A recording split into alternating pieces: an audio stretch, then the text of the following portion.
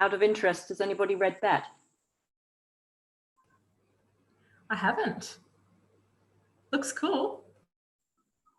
It's good. Good. Good, good, good. What is it again, Cathy? I missed. I need to write it. Jamil Zaki's The War for Kindness, Building Empathy in a Fractured World. I haven't seen it. I'll look it up. That looks great. Yeah, it's good. I mean, it's basic stuff, and a lot of Yeah, stuff you'll already know, but it's some good case studies and some interesting things in there.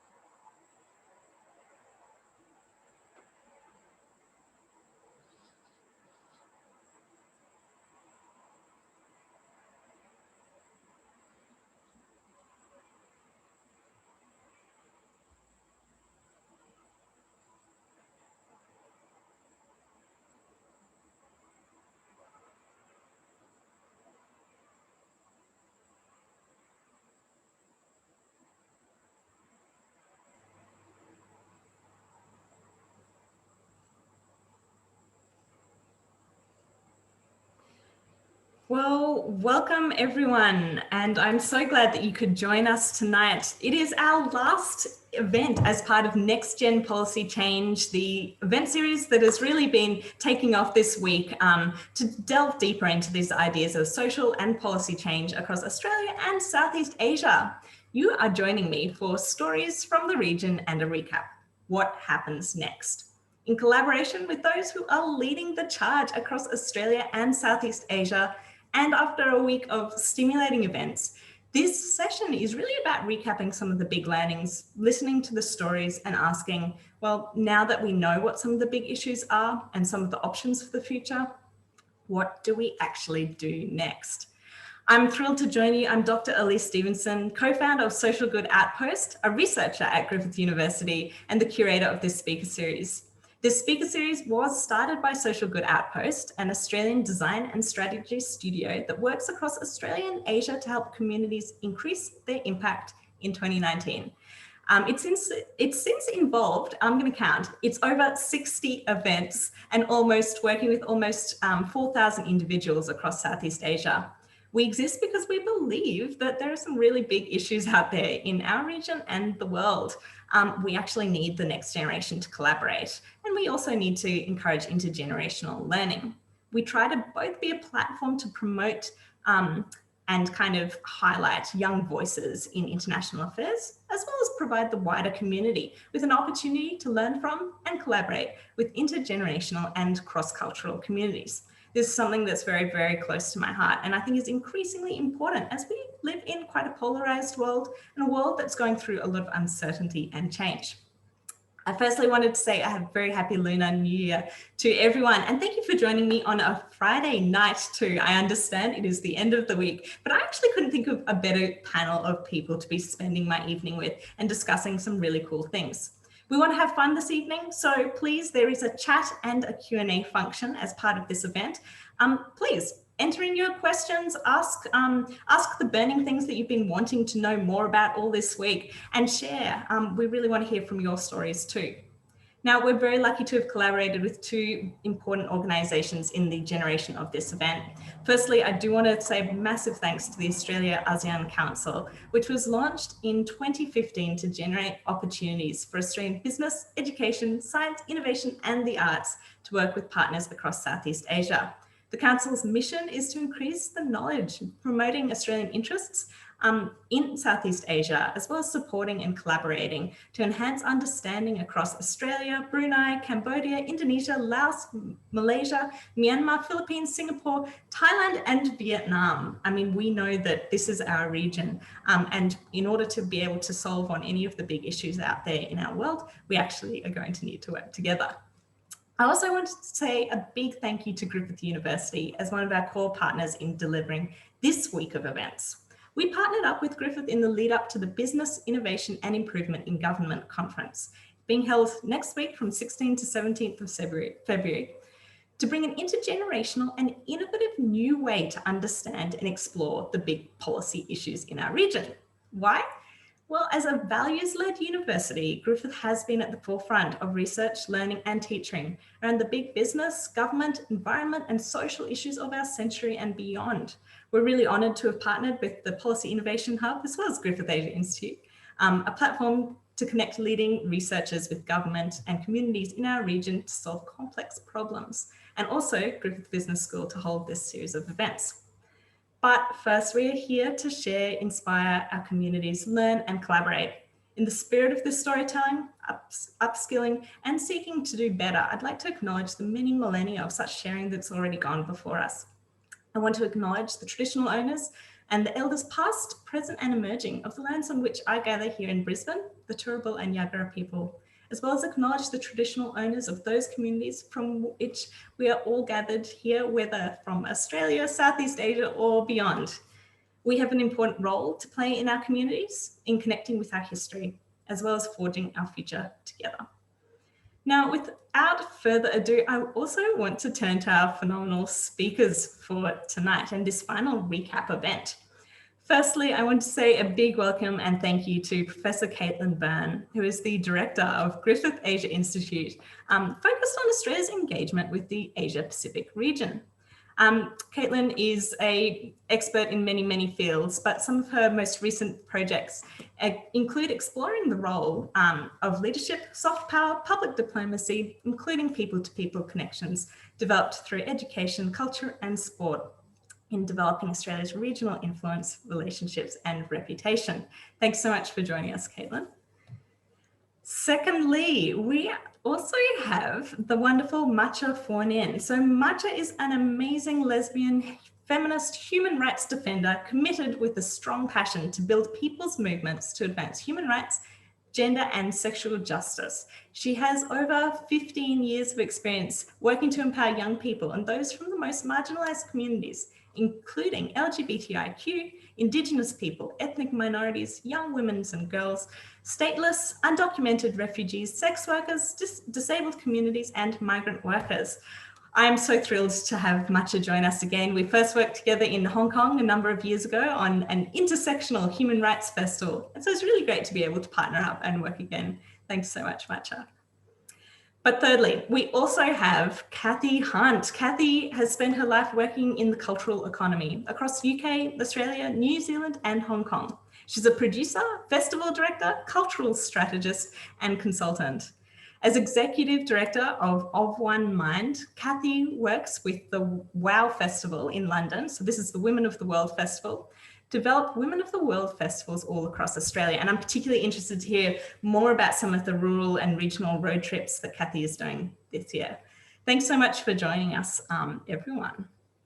Now, this week we have talked everything from entrepreneurship to policy change, what's going on in Myanmar, Cambodia, Brunei, women in politics, LGBTI rights, climate change, and so much more. There has been oodles of wisdom.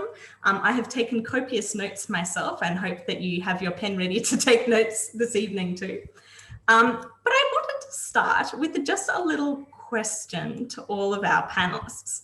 I know that all of you have been involved in policy making, research, or advocacy to some degree across your careers. But I think in the spirit of looking at where we've come from and where we're going, I want to know, how did you actually get to where you are today? What is it you spend most of your time working on? And what sparked your interest in policy or social change to begin with? And I'm going to get any of you to kick us off, but perhaps I can get you, Matcha, because I know that you have such stories to tell. How did you get here? Thank you so much. You invited me though. Very good point. Why you invited me, I think, is really important to acknowledge that my experience and my work. I was born in the Thai-Lao borders, being ethnic minority in Thailand, speak Lao as the first languages, and faced the issues of internal colonizations, make my whole community face the difficulty in terms of advancing social, economic, and cultural rights. All of my whole community faced poverty, and I was experienced of gender-based violence, sexual violence, and also denied to access to education because of lack of financial support. Therefore, I started to fight, defend my rights. The first place within my family. So I'm fighting for my education. I'm fighting to defend my sexual orientation with my community. And I also growing up fighting for human rights. I started to work in the Thai-Myanmar border, which is 15 years ago. And I have passionate on, stop gender-based violence that prevent the young people to access to education, because education is essentially to stop child marriage, and it will keep the woman empowered, and she will choose her own path. The situation in Thai-Myanmar border, many of you might acknowledge there is an armed conflict still ongoing, 70 years now. And the results of the conflict made the people on both sides internal displacements and external displacement. Therefore, in Thai side, there is a lot of refugee camps, but at the same time, a lot of people along the side being stateless. Stateless people mean you denied to protected by any governments. The people that I am working with are landless as well. So they push to stay where it's risk to disaster, and right to land is impossible because of one hand, the government do not acknowledge indigenous people right to land in Thailand. And on the other hand, stateless people not allowed to have any property. So both is make the whole community face extreme poverty, and future of education for young people is impossible. So my journey started to how we can change that. So I targeted to empower young people, and now many of them return home at the change maker. For example, one of the most successful cases, we have one stateless young girl got Thai citizen last year, 2 years ago. After she got Thai citizen, she empowered by our project for more than 10 years. She returned to her community and now help more than 100 people of her community member to access to the Thai. So I started from here, and then we will continue talking about context, situation, and what needs to be done to make the collaboration possible. And it needs the society to understand at the first place. And I am very glad that I invited to join our amazing speaker here. Thank you so much. The most important, as a lesbian, I also fighting for marriage equality, because I myself struggling on how to adopt my child. On the other hand, also a lot of LGBTIQ, just 2 months ago in Thailand, they lost their life because of the other partner cannot sign on the document that the hospital seeking for, so they could, give the services from the people. So I think this is the important issue that I also carry on. I will talking about this as well. Yeah, oh God, I'm so glad of that too, because these are so important issues. And I think, you're quoted by UN Women, of course, because you are just that fabulous, basically about talking about some of these issues and how if you are invisible in everyday life, then you become even more invisible in a crisis. And I can absolutely see that. I mean, we know that in times when people are hospitalized, LGBTI people being able to get their partner to see them is a really major issue. And I can imagine now during COVID, even more so. We are thrilled to have you on board though here this evening, Matcha, and thank you for sharing your story. Cathy, I want to jump to you next, because similarly, you have been just so involved at a real grassroots level, but also at a very high policy level in the community. And I think you have kind of maybe some similar motivations around women and minority rights and trying to do better for societies. Tell me, how did you get here? What sparked your interest? And you might have to unmute yourself or... We'll get that. We'll get that. I've done it. Okay. Can I also just, Elise, thank you very much for inviting me here to this part of the conversation. Can I also acknowledge the traditional owners of the land on which I'm coming to you from tonight, the Turrbal and Jagera people here in Mianjin, and pay my respects to elders past and present, but also acknowledge all traditional owners and First Nation people across the region in which we're having this conversation tonight. In terms of how I got to where I am, and I'm probably one of the oldest people that you've had on the sessions over this week. Intergenerational learning is important. A long journey, but you really made me think about this when you threw this question earlier. I mean, I think where it all started for me was, first of all, my parents. I was brought up in a very in an ordinary working class family in northwest England, as you can probably tell by the accent. It never leaves you. But I had one thing going for me with my parents, which was they were absolutely passionate about social justice. They were passionate about traveling, and they sort of, I think, instilled in something in me from a very early age that we might be all right, but not everybody in the world was all right. So I think certainly I will acknowledge my parents as being the start of that journey. And I think that then leads obviously to education, what happened at school. And I think for school first, and I think somebody mentioned this week on one of the conversations, an English teacher. And I think there are so many people that you meet who mention English teachers. And it is that there's something about that. There's something about the humanities. There's something about what English teachers are doing when they are teaching us. And I had that same sort of sense of change and thinking about the world out there and my own life, that my life could be probably different from the region and town that I was in. And again, learning more about other people's lives, which then I suppose led me into, and university then after that, into the arts. And the arts was where I sort of, really from the age of about 16, found my passion. I don't think I probably knew exactly what was happening at that stage. I knew being involved in the arts was impacting on me personally, but it wasn't until I went to university and studied. I saw, and particularly theatre, because that was my first degree was in theatre, saw the impact on other people, the impact on people who were involved in the arts, the impact on then beginning to work in the arts, on the communities who engaged with the arts, and the impact the arts had, and storytelling in particular, had on communities.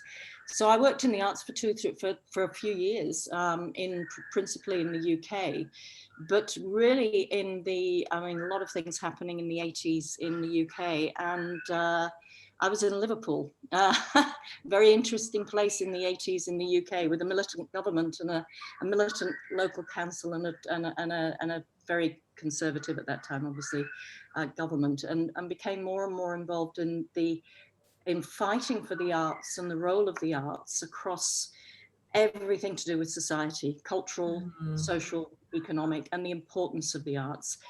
And established at that stage with my former husband and a very good friend, one of the first ever arts consultancies in the UK, to professionalize the sector, to actually argue at a policy level why the arts were important across all those dimensions. And we basically built an international consultancy that eventually found its way out here. We came out here, out to Australia, working, across this region, doing that work at a policy level and with individual artists and organizations. But then, over the last few years, partly because of changes in my own life, partly because of feeling a real need to get back into the grassroots development of what was really happening. And with a very old and good friend in the UK, Jude Kelly, who founded the Wow Women of the World Festivals, decided with my partner out here to begin to develop these festivals here, because the festival is a change. It's about stories. It's about celebration. It's about a sense of optimism, a sense of hope, a sense of the future, even though it deals with a lot of very difficult things. And I've decided that's the core element of what the arts are about. The arts, actually, you need the arts to get to social change, because you need cultural change before social change happens. And it is the arts and creative expression, narrative, and everything that comes with it that changes hearts and minds, which is the big thing you need to change before anything else. So stories before stats every time. And been working on developing WOW festivals and everything that goes with them, which I'm sure we'll talk about a bit more later. Yeah, and I really like that point you make, because it's actually a question I was going to pose to Caitlin later. But around this idea of the arts and how for instance, in a lot of my work across Southeast Asia, and we're talking about young people, I really find that if young people struggle to make change at that policy level, they'll go into the creative industries or they'll go into entrepreneurship. And it's kind of this idea that actually that is where the seeds of our cultural, everything shifts. As soon as you are able to engage people, arts it goes to the heart of who we are, I think, as humans, and how we communicate. So it's really quite foundational. So definitely going to get back to that. But Caitlin, this is a nice opportunity. I want to pose the same question to you, because I know that you have worked across government at, local, state, international levels, but research also, and I'd say a bit of advocacy through all of the work that you do. How did you get here, and what kind of sparked your interest in social or policy change? Thank you so much, Elise. And it is fabulous to be here. I couldn't think of anywhere better to be on a Friday afternoon than here in this virtual room with you. So can I also acknowledge the traditional custodians of the land where I am, the Turrbal and Jagera people as well. And I pay my respects to First Nations peoples here in Australia joining us on this platform and right around the world.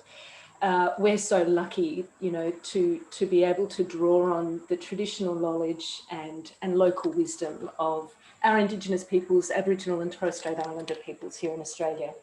And I hope that's recognised in many more places around the world. And I'd also like to say how fabulous it is to be here with Matcha and Cathy. What an amazing lineup of people, Elise, you brought together. And I guess my story, I love origin stories. It's a great place to begin.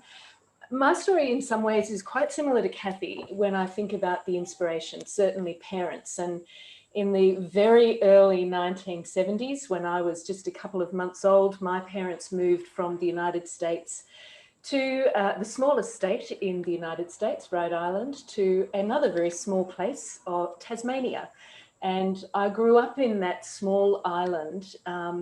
And I often wonder if there's something about that place where you grow up that kind of drives you to seek certain things. For me, it was to explore the world. So I think there was a small island mentality.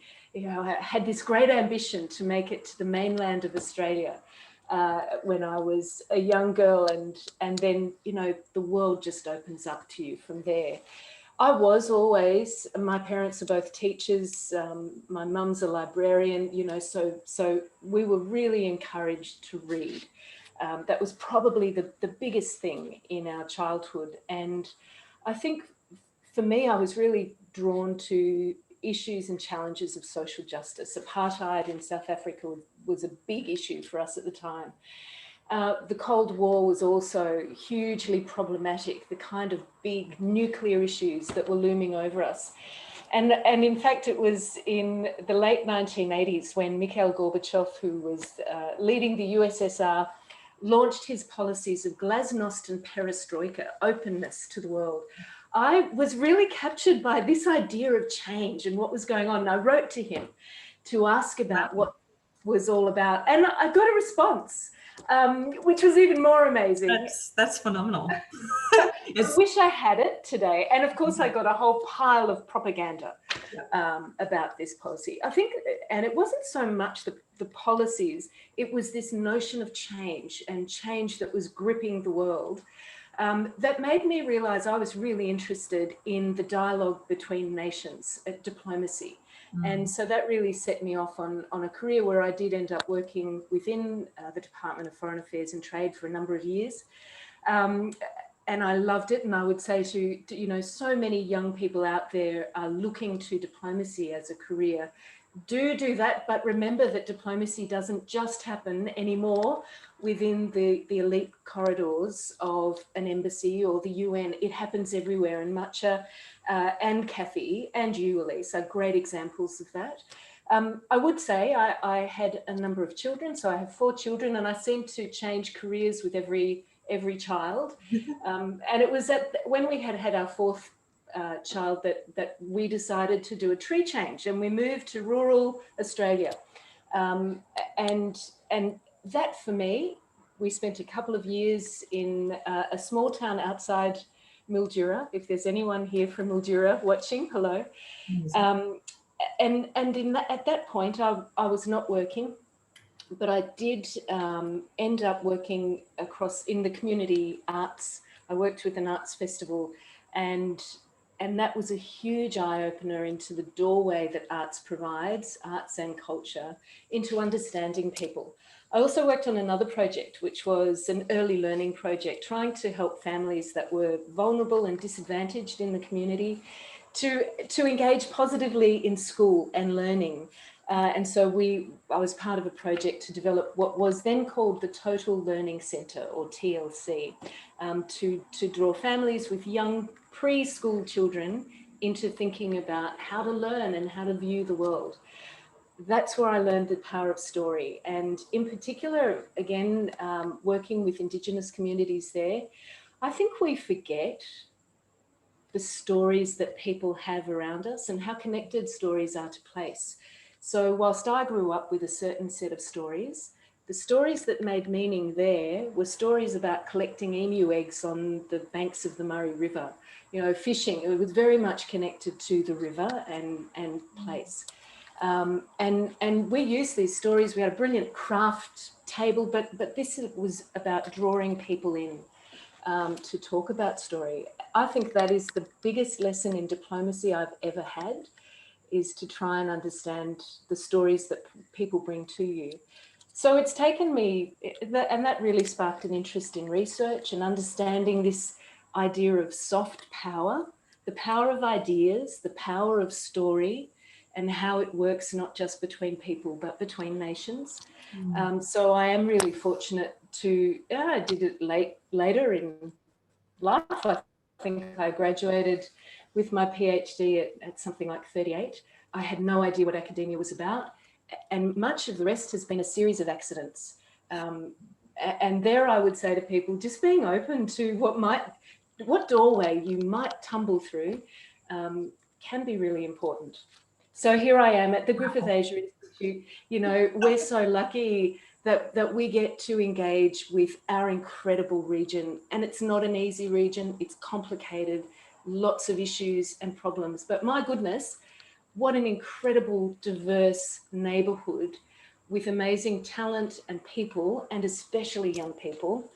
And can I say, actually, some of the people we work with at the Griffith Asia Institute are not just students, but, you know, we draw on patrons who have decades of experience, and people from Indonesia, the Philippines, Thailand, who just add such richness to our conversations. So there you have it, accidental and eclectic, I think. It is amazing, actually, just the diversity of each of your stories. I think it's really very cool because it brings in all of these different threads of life. And I think that's one thing that I love about it, because particularly at this moment when a lot of young people are looking at their future and actually, you know, how many jobs are they going to have? I think in the most recent reports, it's something like 7 different careers and 15 different jobs. They don't know what the future holds. There's COVID, there's climate change, there's a lot of existential threats, depending on who you are and where you were born or where you live. I mean, this looks very different. And I always appreciate the fact, and Matcha will kind of be able to empathize with this too, when we were talking about human rights and running festivals across Asia, you know, always stuck with me that, you know, if we're talking about climate change or war and peace or whatever, you know, what does that look like through the lens of someone like myself? What does it look like through the lens of a transgender woman in the Pacific? What does it look like through the lens of a blind intersex man from Iran? What does it look like, you know, for someone like Matcha, for Caitlin, for Cathy? And I think that being able to share these stories and the actual diversity of our life and how we got here, yeah, I think this is how we make change, is actually being able to bring that together and understand the complexity to making the next step. Matcha, I'm going to go to you first for, you know, I've got so many questions for everyone, but there's a few themes that have popped up throughout this. One is definitely storytelling and the power, and Caitlin, you just spoke to that really beautifully. But there's also this idea of fighting perhaps, or really backing young people, backing you know, groups that have been traditionally marginalized, minority. Matcha, I really want you to walk us through some of the communities that you work with, because I know you work with a lot of young Indigenous women or gender diverse people, sexual diverse people. What is life like for them right now, and particularly through this period of COVID and a lot of disruption? And yeah, you've got them unmuting. Thank you so much. It will help me to address the context again, because actually before the COVID-19, the community that I have been working with already faced the humanitarian crisis. Being in the border, the guns and the wars still ongoing, the people unable to practicing their own agriculture's way of life. Women in particular lost their experience on make their own clothes. I would like to sharing this very inspiring story. During the COVID-19, women and children faced hunger more than before because of 2 factors. One, in Thailand, there is a huge issues, not only in Thailand, but the whole world, the issue of land grabbing. A lot of indigenous people controlling by law and policy, which is not allow them to practicing their own agricultures. So they lost their livelihood, but at the same time, they're not allowed to go into the forest to get food. Then when the COVID-19 hit the communities, so they are pushed to stay in the lockdown, similarly with the whole country. But there is no COVID-19 cases. There is no food, there is no money, there is no work, and there is no support from the governments. We started from connect with the young people from that communities, and they asking what happened. So she went to house by house and asking the woman what going on in our community. She was crying because there is no right. There is no right to eat. There is no meal to the young people. There is no food for elderly. The disability unable to go into the hospital. So we lost 4 people in the first month that the COVID-19 hit the communities. 2 elderly, 1 disability woman, and the other young guy who commits suicide. So we started from collecting the data and access what the woman wants. Since then, you know, up to now is over the years, we delivered food, particularly rice, to the community 7 times. And all of the money that we got is from the donation from individuals, mostly my friend or some very small organization who want to contribute it. So that's how we save the woman life. But what I want to share the story is that we develop, you know, the answer and solution. We ask the woman, what do you think that will be the solution for this particular crisis? The woman say, we need business. We want to start some business. So we say, okay, let's think about start the business. You know, we have like 3 young LBQ from that community start to develop the small business skill. And this is the clothes. Wow, that, beautiful. That they empower the woman who's saying that I cannot make the clothes. They're not wear the traditional clothes because everywhere they go, they face a discrimination. The police want arrested them, you know, they just want to hiding that because of, you know, so much discrimination ongoing, and they lost their confidence to make it. So we started to, you know, like bring the cottons, you know, and also working with them for over 4 months long now, and women started to produce their own traditional clothes, which is the rainbow clothes, because of the young indigenous who are LGBTIQ started to sharing what happened to their livelihood when the family and community not accepted them. Finally, they formed the understanding around they need to advancing gender justice, and it started from the clothes. The woman told me, this is bring them back to their root, because, you know, if they cannot practicing this, they will never come back to make it again. And we selling this to our friend, and the young people started to make the video, told their story and talking about you can directly support them, or you can indirectly promote their issues and will help the society understand what they face it. So this is one issue that we are talking about, what happened to the indigenous people who are state-led and unable to access to any support from anyone. And we also bring this story to the table. We went to the parliament. I was developed the study with the young indigenous people from that community. We bring that to the government, to the parliaments, and we demand the government accountable on the people. We demand the government to accountable on state-led in Thailand, which is the number is like million people. And we also demand the government to accountable on migrant workers. You know, the migrant worker in Thailand now impact on COVID-19. The cases is uprising every day, increasingly every day, like 800 people, and they're struggling on access to equally treatment from the Thai government. So this is the situation of COVID-19. But in terms of gender injustice, where it's really hard and essential of my work, we found at all contexts, women, particular indigenous women, also face internal challenging in terms of gender injustice within their own communities. Women not allowed to have their own body autonomy. So it led to the issue of unable to access to abortion. It's led to the issue of forced marriage in case of they unable to go to school in the age of 14, 15, you know, no matter how old they are, they're forced to marry, and they become the young age pregnancy, become the young age mom. That's impact their sexual reproductive health and rights. So the women, 100% of the women that we are working with face domestic violence directly and, you know, directly and indirectly from their own husband and their own family.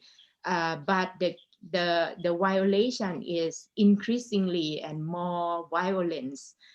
We have one woman who are ethnic minority and also Muslim woman who her husband cut her hand. and she cut her fingers, and she was run to the police stations and seeking for the police to help her, but the police don't react anything into reason. One is you are stateless, and the other hand, the domestic violence in Thailand is they're defining as the private matter, which is unacceptable. So therefore, in that situation, we're starting to work empower the women to fight combat domestic violence and LGBTIQ young people as well. When the lockdown happened, they need to return home, stay with their family member. They face a lot of mental abuse by their own family in terms of eject and oppress their sexual orientation. Many of them are at risk of lost their education opportunity because their family unable to support them to go to school. So we have to raise a fundraising campaign to support to keep the LGBT young indigenous people in the school, because if they cannot stay at the school, they will never get opportunity or the dream that they want to make it come true. So that is make them not only responsibility to their own self, but also their responsibility to their community. So they are one of the 10 young groups who are won the UNDP program called Youth Collab. So now they have got small funding from UNDP to start the business project, which is disclosed. And if they are won the number 1 or number 2, they will get 100,000 baht that they will maintain their business. And we wish this will be the key of success, that the problem is there, the solution will be there as well. So we need to support them to grow into to went through this difficulty and get out of this. Then the last but not least, so we bring this not only to the community level, but we bring this to the national level. The government still deny to support the state-led, but we are not stop fighting. We will develop some kind of agenda, and we're pushing forward, because the COVID-19 will be here for another 1 or 2 years, and we cannot see how we can access to vaccination. Even the Thai people will get it in the future, but how about state-led? How about migrant worker? How about the refugee? This is the essential, that how we need to move into the policy level. And I will not move alone. We will go with the representative of from our community, included disability, the women who need to access to abortions, and sex worker as well. So I will stop from here on, what happened during the COVID-19 era. But I want to say that the marginalized community already faced a crisis before the COVID-19 hit, meaning that now we are extremely need support. Sectors, government, no matter, you can contribute it for this, that we can come through this program together and change that.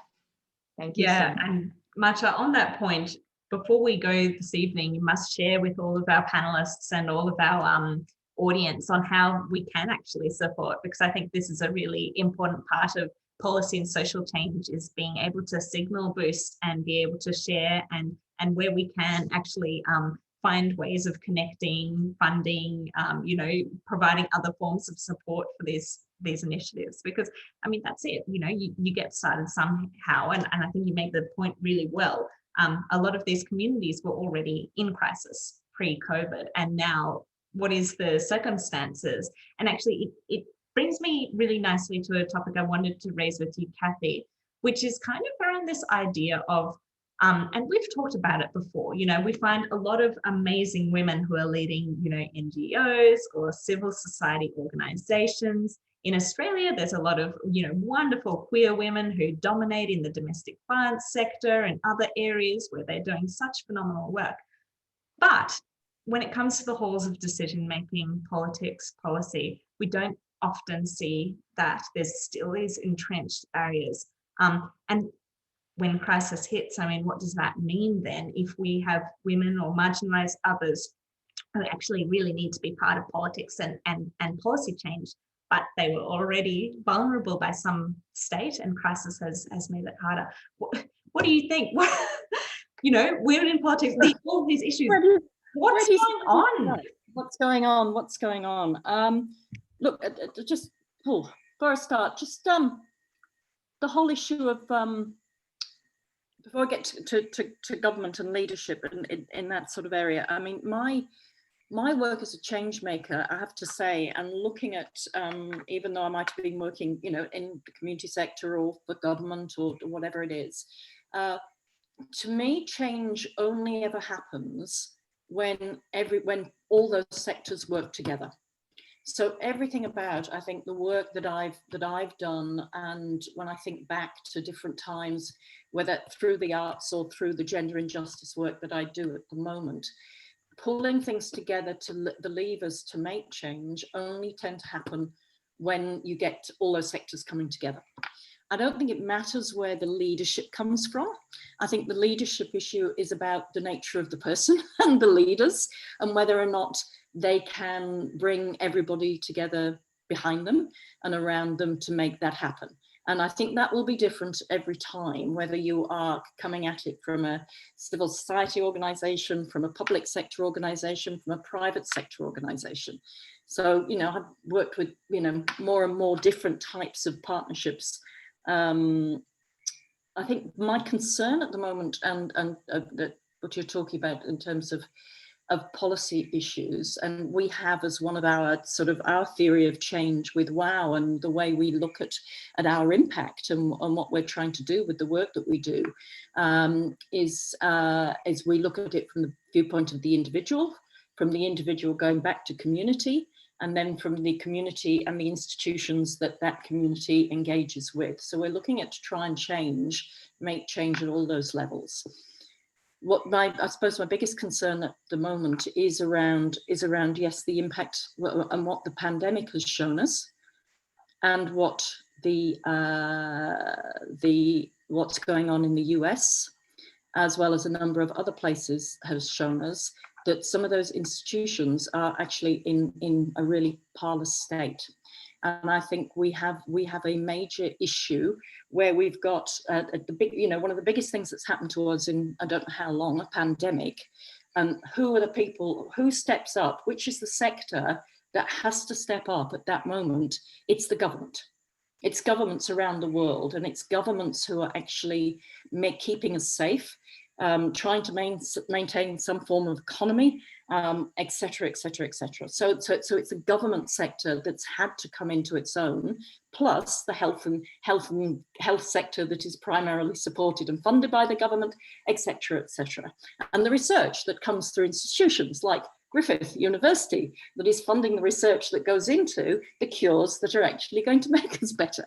So we've got all that, and yet what have we been told for the last don't know how long? And this includes, you know, all the time that I've been working in this stuff. We've been told that government should stand back. Government should get away from this and get away from that. And we should leave it to either the private sector or the community sector or the high net worth now individuals, of which there are many, many more in countries around the world than there used to be. And yet, when it all comes crumbling down on us, we suddenly realize that governments have this massive role to play. Now, some of us, you know, perhaps think that governments always should have a massive role to play, not just at times of crisis. But that now is saying to me that the change has to happen within those institutions. And it particularly has to happen in the context of the big wicked problems. The first big wicked problem being maintaining democracy. Yeah, the biggest problem we are potentially facing in the world. The other big wicked problem, climate change. The other big, you know, we could start naming them, but obviously for me and my work, and you and yours and everybody here, a lot of it starts from gender injustice. And that's why I suppose I became so engaged with what WOW was trying to do, and what we as Of One Mind are trying to do through the WOW movement, working with all the WOWs across the world. It's actually saying, you know, we all sign up to the SDGs. We all look at all the SDGs and think, yes, those are the things that we should be aiming for and going for.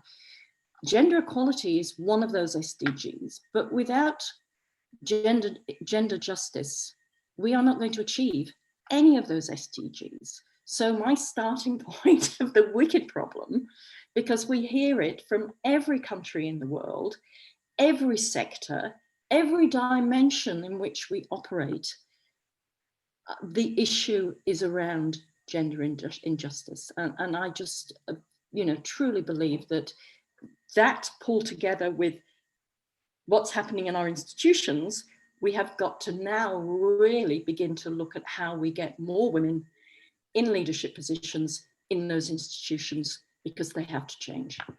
Yeah, I mean, I couldn't agree more. It really does come down to that. And I think that, because I'm obviously work a lot in this, gender equality field, women in leadership and the rest. And, it still amazes me. You'll walk into rooms and people say, oh, look, that's not actually our priority. Our priority is maintaining X, or our priority is doing Y. And it's really, I guess, my message to young people and policymakers is really, you can't disentangle these ideas.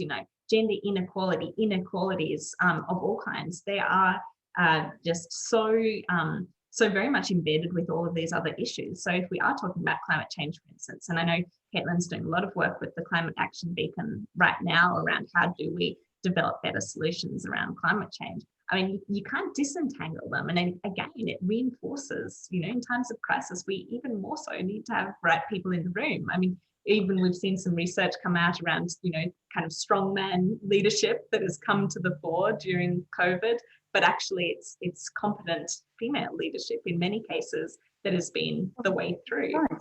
And then if you look at, particularly from an Australian perspective, and you look at the report that came out a few days ago about where Australia sits in terms of its response, and we're all sitting here thinking we've done so well, and suddenly that report comes out, and Australia is about 8th or 9th, I think, in where Australia sits. And when you then look at all the countries that sit above Australia and do a gender analysis, or within leadership and other areas of decision making around issues to do with maintaining the situation in each of those countries, and you look at the balance of the gender balance within those leaderships, and it is very different. Yeah, and I know that just in the region recently, last 2-3 weeks, Vietnam's got kind of a new government sworn in, and you have if you have a look on the surface, like progress is being made in swathes. The statistics are reporting some great things, and then you dig in, and I think it's 1 out of 17 of the Politburo are women, and it's a regression. We are actually seeing a slide in so many ways. And Caitlin, I want to jump to you at this point. What are the things you're worried about? I suppose you get this overarching. You're looking at the Indo-Pacific, Asia-Pacific. Are any of these things resonating with you? Are there things that that you've been keeping your eye on in our region? Oh, 100%, and fantastic kind of flow of conversation here, because I think I would absolutely agree that all of the challenges we're facing right now are challenges that have to be dealt with in a collaborative way. I think too often we leave leadership to government, and actually government is in a deep deficit of leadership. I'm really concerned about the growing politicization of policy. Too often good policy succumbs to politics, and this constant, we see it here, we see it right across the region, we see it at a global level, this competition that is ultimately a distraction from allowing us to actually get to the issues we need to get to. And I think more and more we are seeing the politics of vested interests stopping change, standing in the way of change, the real change, the transformative change we actually need on every one of these issues. And we see it at a global leadership level. Have a look at the G20 and count the number of women that you see in the lineup there. Now, the G20 does have a women's empowerment engagement group. I am part of the Australian representation to that, but I think we are immensely frustrated by the fact that not only is there no diversity and representation at the highest levels, that goes all the way through. And when you don't have that diversity of representation, you don't have diversity of thought, and you don't have that contestation of ideas. So I think we're in a real, we are in a real crossroads. We're at a crossroads where we have to remember our own agency as individuals. We have to look to our institutions, as Cathy's just said, and work out, how do we rebuild our institutions from the inside, or how do we bring that diversity that we need to the table? It's challenging, and often, you know, the people that you really need beside you are the people that most challenge you.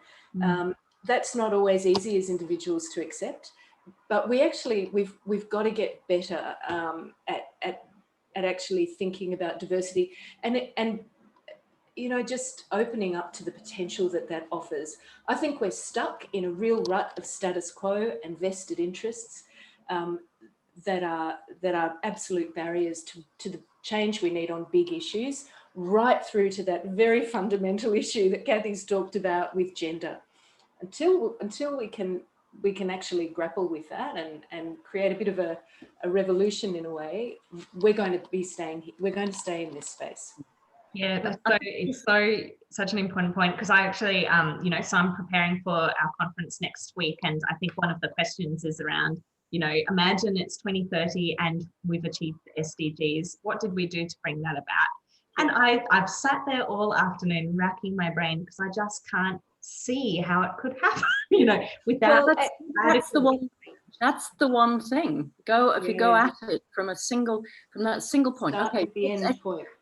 SDG 1, end poverty. How are you going to end poverty if there is no economic security for women and no financial, you know, literacy for women? How are you going to achieve that?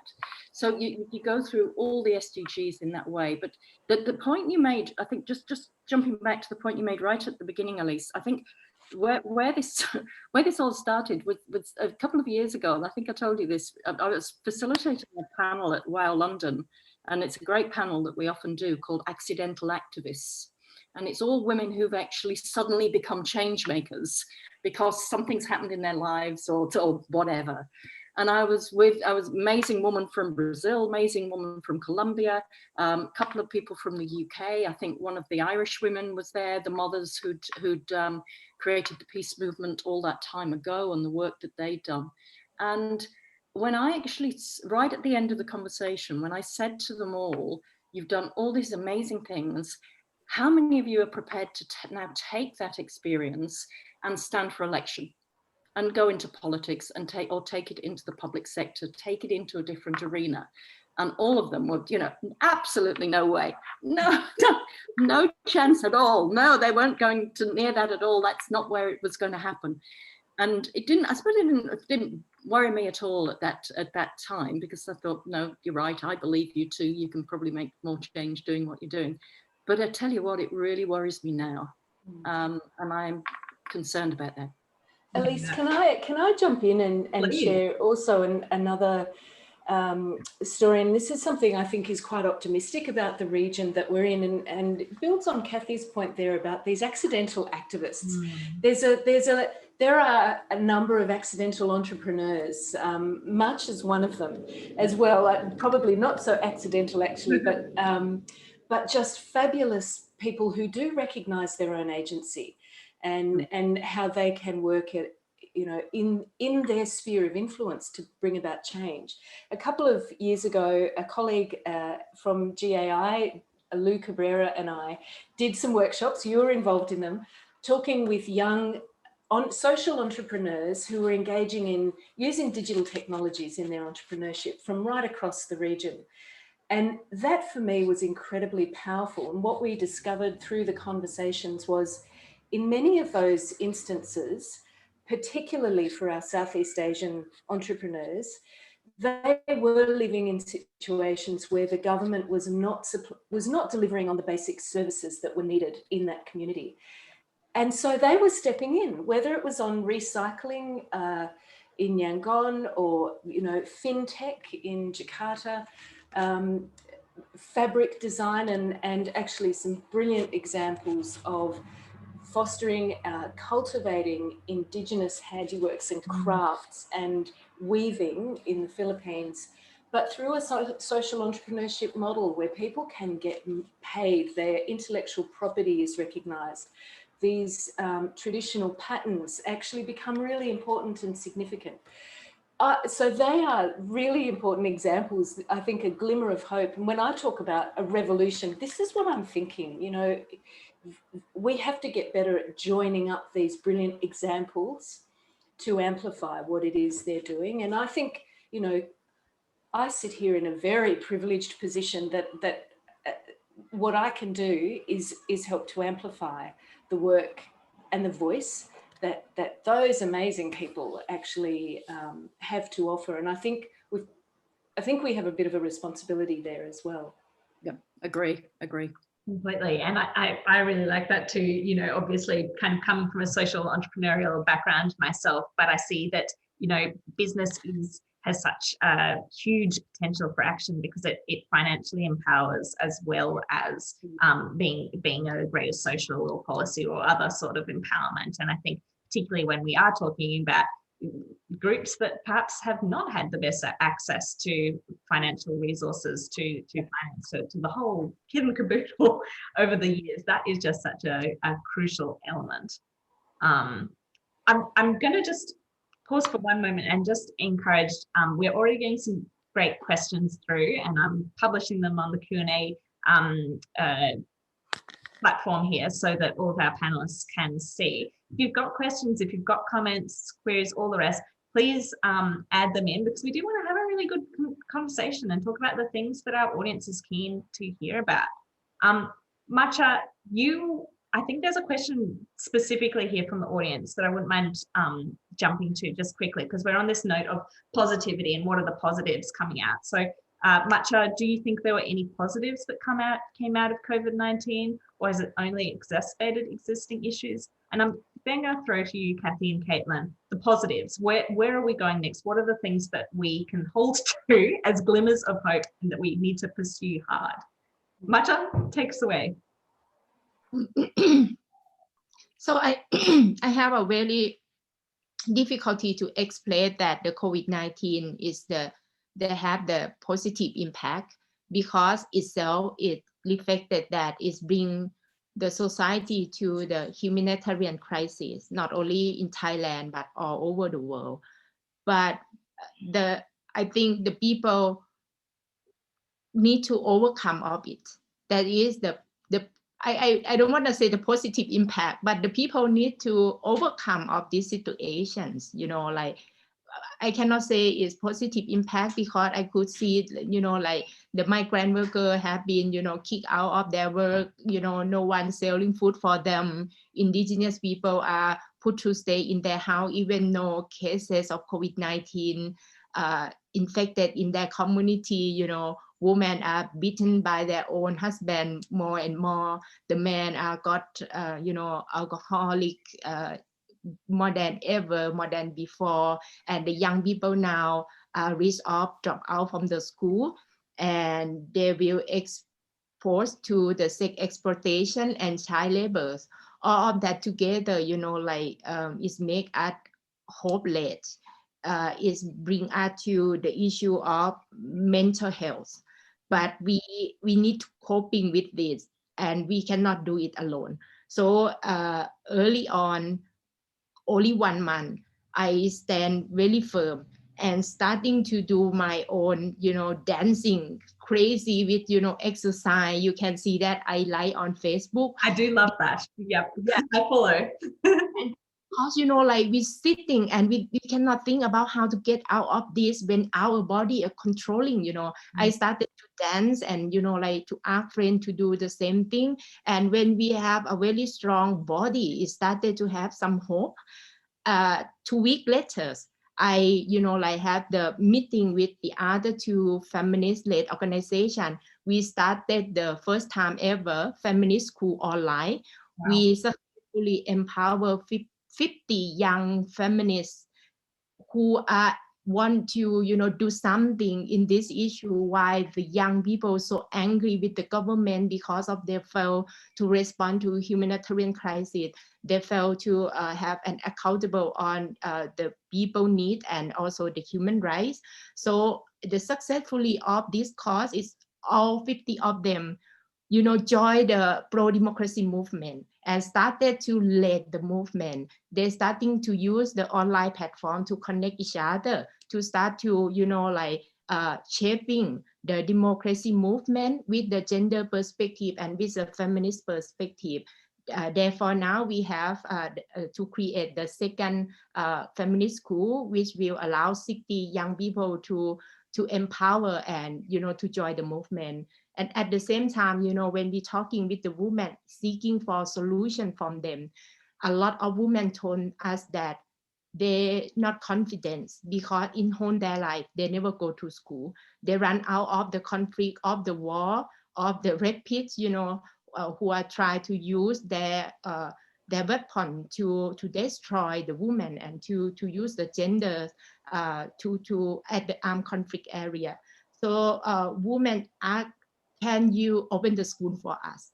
So it leads us to open the women's school the first time ever. And last year we successfully to train 2 batch of the women's 30 women, and they turn to, as you say, entrepreneur, they're talking about business, and we could empower them with the, we call start-up business model with the feminist and human rights perspective, meaning that they will learning about collective leadership, caring, and also bring that business to their own purpose.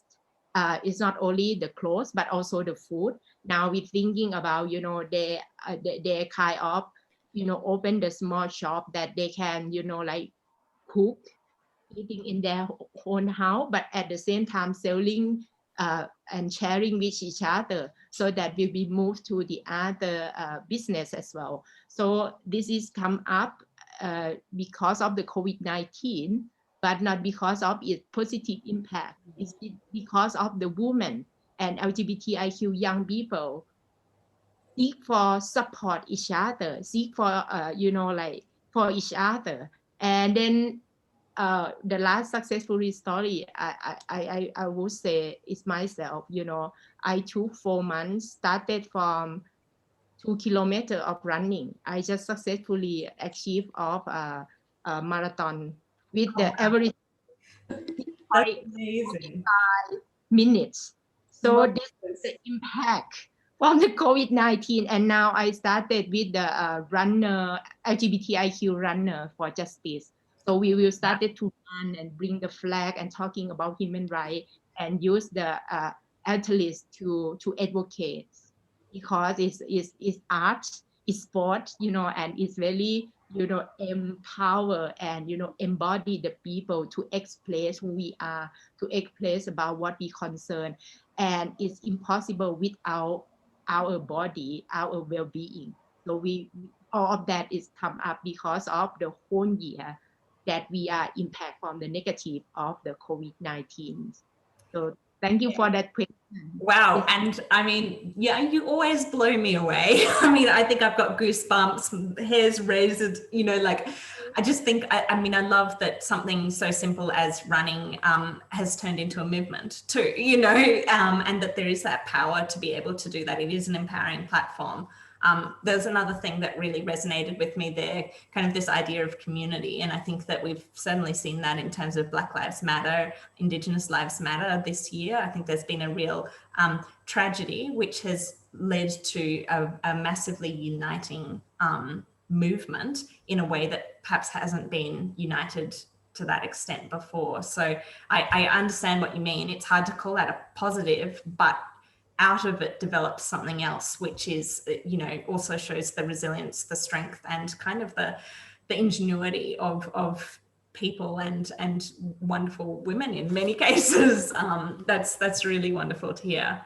What about you, Caitlin and Cathy? I mean, that was a pretty impressive story, but I think you've got possibly some other perspectives to add on were there positives, what were they, or what was that second light that we could see? Okay. I guess I cannot say I can run a marathon, that's for sure. I think my steps went down, unfortunately. I have to recover some of that. Just quickly, I think one of the things that's great is here we are doing this. And would we have thought about doing this? You know, we have been able to get together. We have a little bit of Zoom overload, I suppose, but we are able, there's been a reminder that we can connect. And I think just broadly for the planet, there has been a moment or a moment of realization that we do have to really transform the way we live right across the globe, and an opportunity, really a strategic opportunity, to think about how we transform our economies, decarbonize our economies, and global pressure to do that. So I think those things coming together is really positive. Yeah. No, I'll just add to that. I mean, I think they are. It's around a pivot of value and economy, and I think to me it is. We understand more what we value, and certainly health is a major one, and everything linked with that. How much we need the arts, obviously, and the important role of the arts and storytelling has played, whether it's the increased subscriptions to Netflix or anything else that has happened around creative storytelling and performers and storytellers. The importance of nature, the importance of land, the importance of country to our well-being. And certainly that for me, I certainly didn't run marathons either, but I had the opportunity to do much more walking, much more swimming, much more engagement with the bush and just doing all that.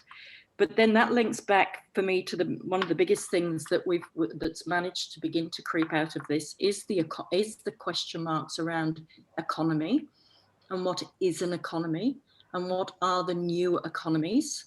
And that links back in, obviously, to social enterprise. It links back into the nature of how technology is now used, and how we've all done that pivot in relation to selling whatever we do, and how we communicate whatever that is. But the most important bit for me is rethinking the economy and rethinking finance and rethinking the economic paradigm in which we have all been living for the last, don't know how many decades, which it really now is, that is the way, the only way we can actually begin to, I think, move truly out into a better future.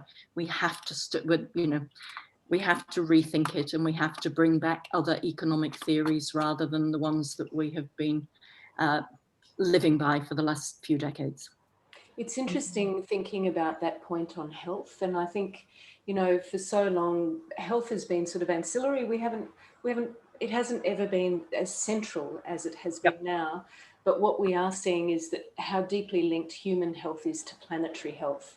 And if we can put those at the core of the way we think about all the other interactions, there's that value transition that Cathy.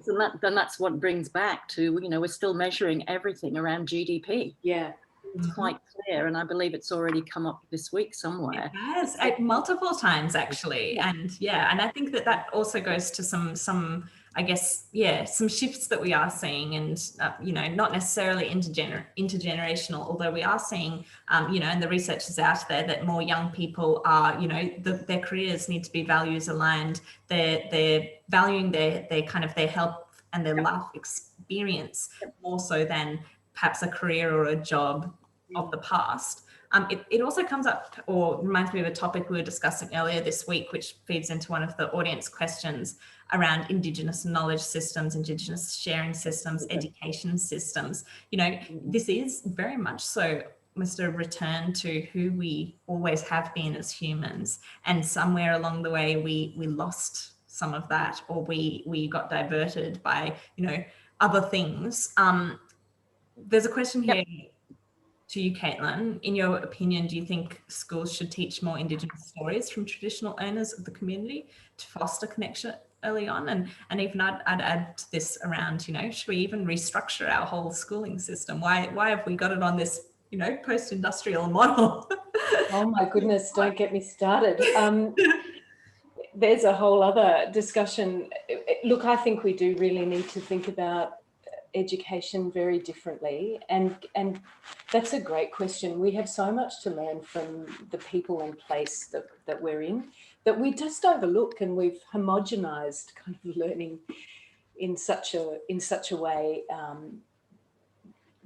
where we have now we've obscured so much of that richness, and I think we've lost in some respects we've lost a curiosity for that. In many ways, this goes to the point Cathy made earlier about, we can only really get structural change if we start from thinking about how do we address cultural issues, how do we, bring culture to the fore. That will help us actually get to a point of structural change, positive peace, if you like. So I'd love to see that. And I think not just Indigenous stories, but what about, all those different forms of cultural expression and practice that are so closely connected to place that we could pick up on. Completely, 100%. I think, and this is another question that goes to essentially around what you do next. If you were to maybe go down some of the paths that you've walked before, is there anything that you would have changed? Is there anything you would have done differently? We're in this world now where we can see so clearly some of the topics that need to change. Is there something that you would have done differently to begin with that might have started you off in a different trajectory, or any warnings you'd give to your younger self, I suppose? Can I start? You absolutely can. I think for me, I will never done anything differently, but I will done everything more joyfully, because I have been struggling in pushing forward such difficult issue and situations on the table all the time. And the impacts of that not only bring myself to the secondary traumas, but at the same time, it's really hard for the people to digestions of the issues and how they can take that as the humanity, in order to understand and respond to that. So I found that, working with the young people, we need to think creativities and also differently. And we learn a lot with the young people by using the social media to connect each other in one hand. But as you see, there will be the other side of that. A lot of LGBTIQ or marginalized community who use online platform to advocate. There is some group who are promote the hatred against, LGBTIQ, or even myself as a feminist. We face that online threats. But at the same time, therefore, what we have to do now actually is to empower ourselves and young people to use the technologies where it's necessary and important. But at the same time, we need to make that safe and inclusive enough for using it. And the second, I was unable to running for 10 years because of the accidents. And I try to find some activity that allow me to express my anger, to keep my energies. I use the yoga or whatever. And then 2 years ago, I lost 2 of my friends because of mental issues and also because of heart attacks. So when I bring the well-being and sport and, care of your wellness, is about, not only to keep our life, our well-being, but to remind the young people, that if we want to sustain this movement, the radical well-being need to be the foundations of all human being, especially, the one who are fighting in front line, because we combat all the time with such a difficult situation, and sometimes it's actually the risk of lost life. I was also threatened by the people that burned my house because of the homophobic 10 times, 6 times in 10 days, like 6-7 years ago. And that's remind me about, we are such a privilege to talking about the issues, but it doesn't mean that we don't pay anything. We pay our well-being.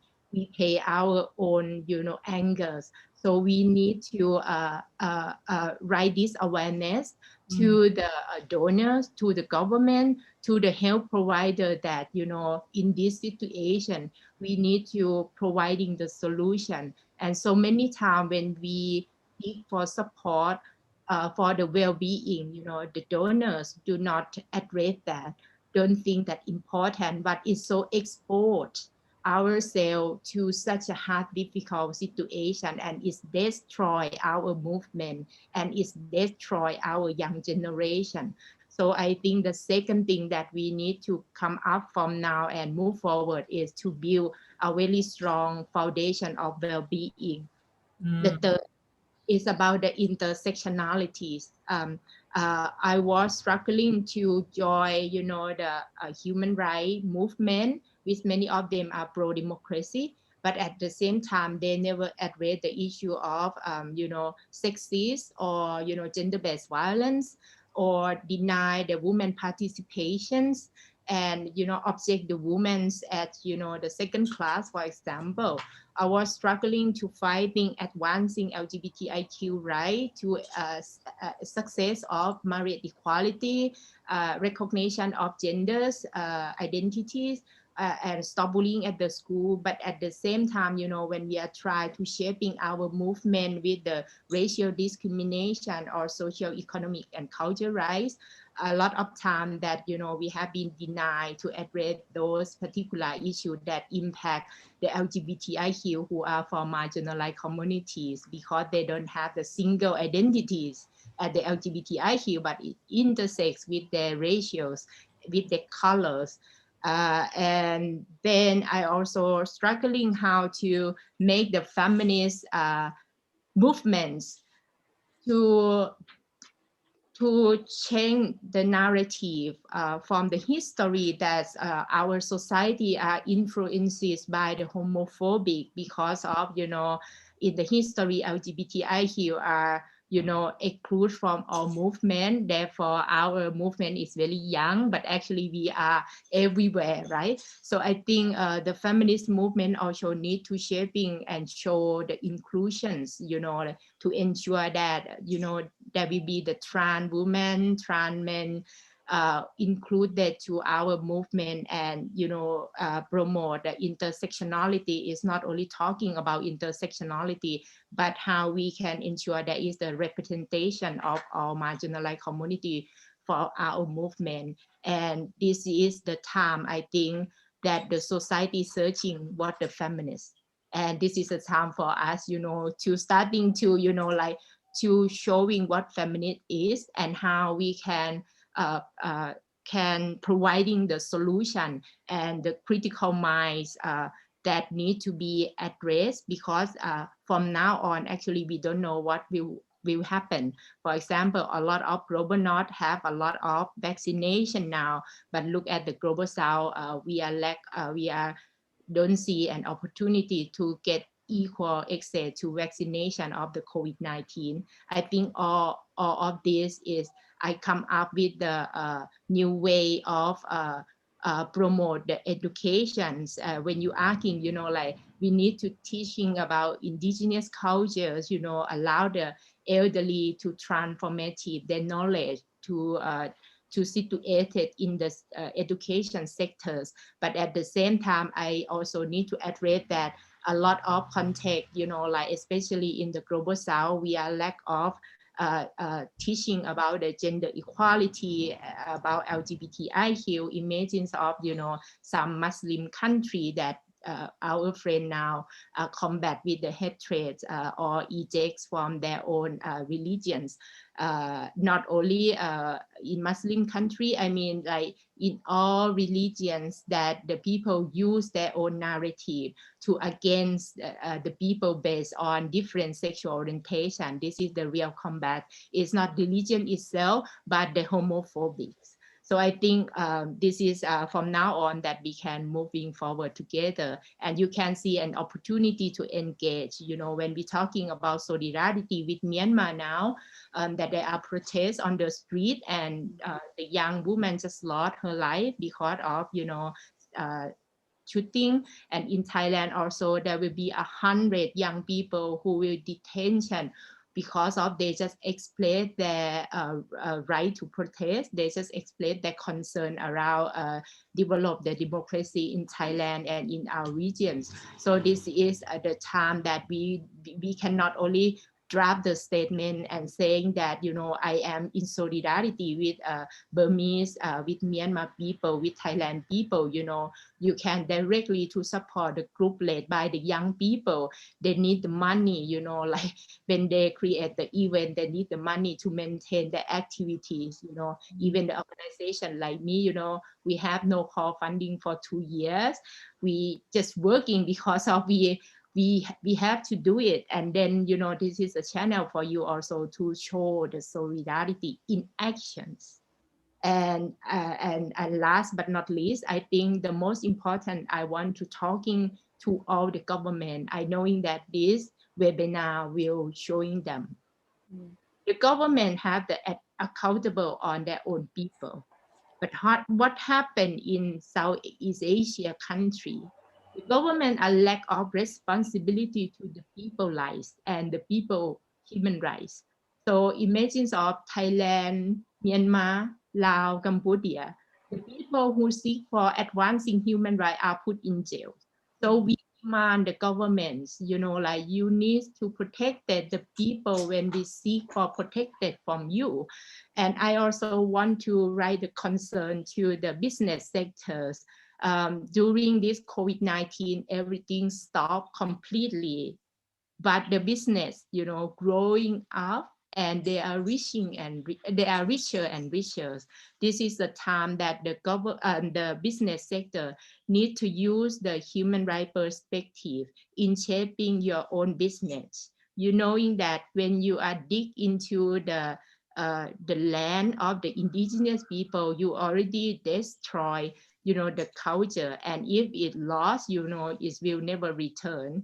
I need to write a concern to business sector because the most impact to indigenous land is the business, and you know, growing of the militarization in our regions is impact the women, children, and also marginalized people. So that's why we are now demanding the government to bring back the full democratic to the country, to protect the young people that they seek for better future, to protect the women, LGBTIQ, and marginalized people, because in the history we are discrimination by our own nation and people and family, and now is the time to not show the solidarity but to action in solidarity. Thank you. 100%. And I think that with all of those things to keep in mind, I mean, I couldn't agree more that radical well-being is 100% therefore what we also need to be able to practice, because they are really difficult issues. Thank you for sharing all of that, Matcha. And I think you've given us a few ideas for how we can keep in touch with you too, and how we can continue to support your work. But I want to go to you, Caitlin and Cathy. I know we've only got a few more minutes. So what is your advice for the next generation? Things you'd tell them to do, don't do? Any thoughts like that that can be kind of used to take forwards? Right. Do you want to go first, Cathy?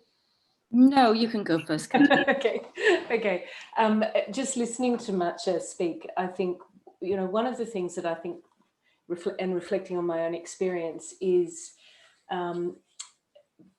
how important it is to be aware of the people around you and to be aware of the vulnerabilities in the community within which you live. You know, I think all too often we work in our little bubble, and I think it's much harder to take yourself outside places that are familiar and comfortable, but I think we've got to get better at seeing vulnerability, at acting on it, and you know, ourselves feeling the discomfort of others, the vulnerability of others. And that's, again, not an easy thing to do. I think as we go forward, one of the, we often talk in Australia about the kind of skills that young people are going to need going forward. I think that young people are going to need to be able to sit with discomfort and ambiguity and uncertainty in a way that perhaps we've never had to before, in order to navigate the really complex world that sits ahead of us or stretches out ahead of us. And that's not to say that's going to be terrible. There's something quite rich that comes with that and great strength to be gained from it. But I think sort of stripping back the unconsciousness of what is around us is probably really important. 100%. Thanks, Caitlin. Yeah. Well, I'd agree with all of that and everything that's been said in relation to advice to young people. Never let go of your passion, never let go of your values, never let go of what it is that you truly believe in, because if that is what's going to drive you, that is what's going to take you where you want to go, and that at the end of the day is going to what makes you happy. And whether you can divert whatever sector you can divert that into, then I would always never do that, never let go of that. The balance issue, the health issue is, I think, a very big one for me. And it does worry me when we start talking about, social entrepreneurship and entrepreneurs and working for yourself. I've done that since I was 25. I've never had a job in any other sector apart from being a freelancer or running my own business or setting up my own nonprofit. And I've never had a break. I've never had a proper break. And I think that has impacted on me personally. Now, some would say check your privilege, and yes, absolutely. But I do think it is it's the balance issue. It is absolutely the balance issue as to how you deal with mind. We do this at WOW. Anybody who's ever been to a WOW festival, we structure it so that at any time over the 3 days, you can sort out your mind, you can sort out your body, or you can sort out your soul. So we actually have workshops, conversations, or whatever activities that think about those 3 things. And I think part of the problem is that we're often, all of us, so busy doing the stuff that we're doing, usually doing it for other people.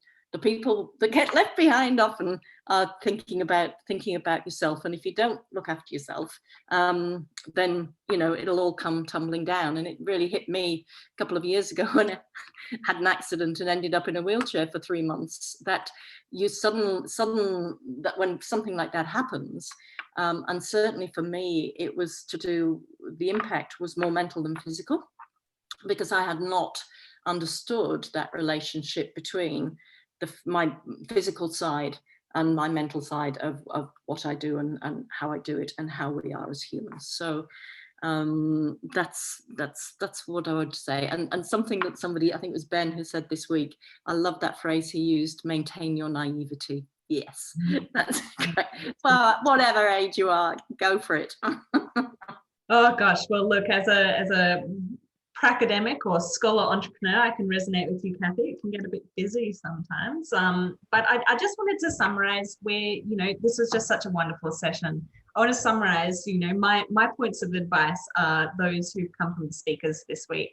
Hayley McGuire said that do the work when no one is watching, then do even more when they are.